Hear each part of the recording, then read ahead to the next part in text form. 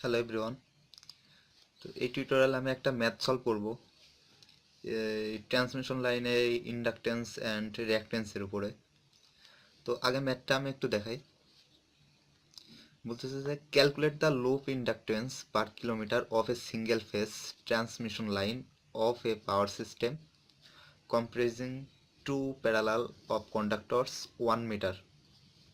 Okay, so apart 1 meter apart and 1.25 centimeter diameter. Also calculate the reactance of transmission line. তো firstly আমার এখানে একটু বুঝতে হবে যে এখানে কোন প্যারামিটারটা দেওয়া আছে। তো এখানে দেখেন যে এই যে এটা দেওয়া আছে, ডায়ামিটারটা দেওয়া আছে। তো এখান থেকে তাহলে আমরা ডায়ামিটার যেহেতু দেওয়া রয়েছে তাহলে এখান থেকে রেডিয়াসটা বের করে নেব। কি করতে রেডিয়াস বের করে নেব? তো একটা সিম্পল হিসাব যে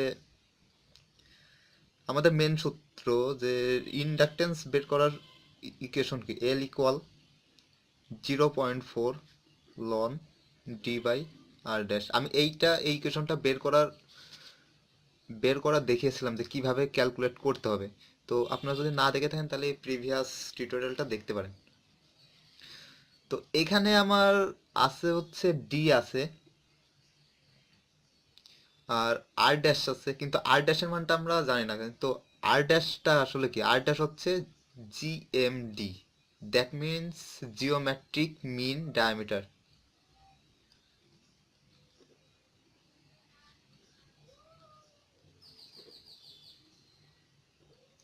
তো আর ড্যাশের মেন সূত্র কি ছিল? 0.7788 গুণ আর। তো এই আর এর মানটা বের করার জন্য আমি ডায়ামিটার থেকে রেডিয়াসটা বের করব। সো আর তো অ্যাকচুয়ালি রেডিয়াসই বোঝায়।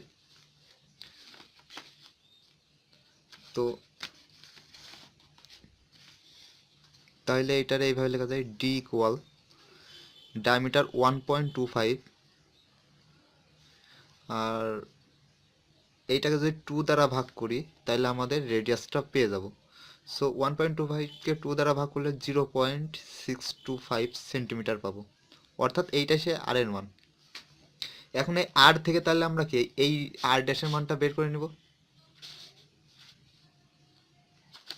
সো তাহলে জিওমেট্রিক মিন ডায়ামিটার আর ড্যাশ ইকুয়াল 0.7788 গুণ 0.625। এখন এইটা গুণ করলে 0.7788 625 আসা হচ্ছে 0.486 সেন্টিমিটার। 0.486 সেন্টিমিটার।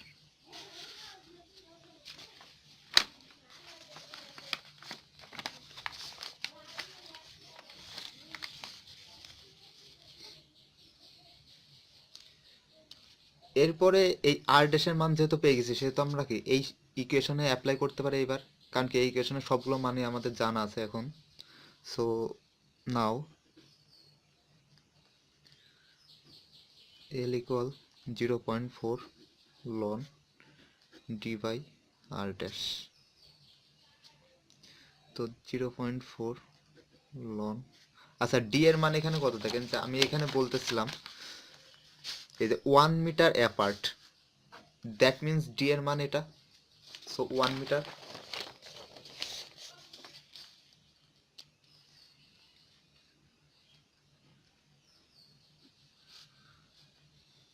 তো এইটারে ক্যালকুলেট করলে পাওয়া যাবে 2.13 মিলি হার্স পার কিলোমিটার। ওকে, এইটা পাইলাম আমরা। এই প্রথম অংশের মানটা পেয়ে গেছি, ইন্ডাকটেন্সের মান পার কিলোমিটারে। এটা পার কিলোমিটার বলছিল, ঠিক আছে।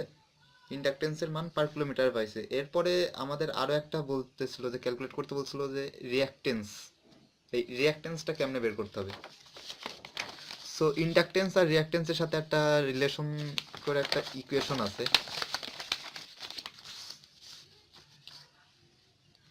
সেটা হচ্ছে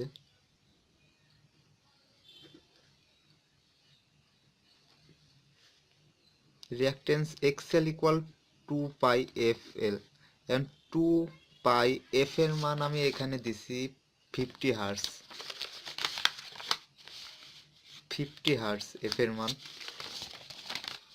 সো 50 গুণ, আর এইটার মান তো 2.13, সো এইটারে সলভ করলে 0.67 ওহম পার কিলোমিটার বের হবে। ওকে, সো থ্যাংক ইউ এভরিওয়ান। এইটাই ছিল ম্যাথ সলভের সিস্টেমটা। অর্থাৎ যদি কোনো ট্রান্সমিশন লাইনে রিঅ্যাকট্যান্স ইন্ডাকট্যান্স বের করতে বলে তাহলে এইভাবে এগুলো সলভ করা যাবে।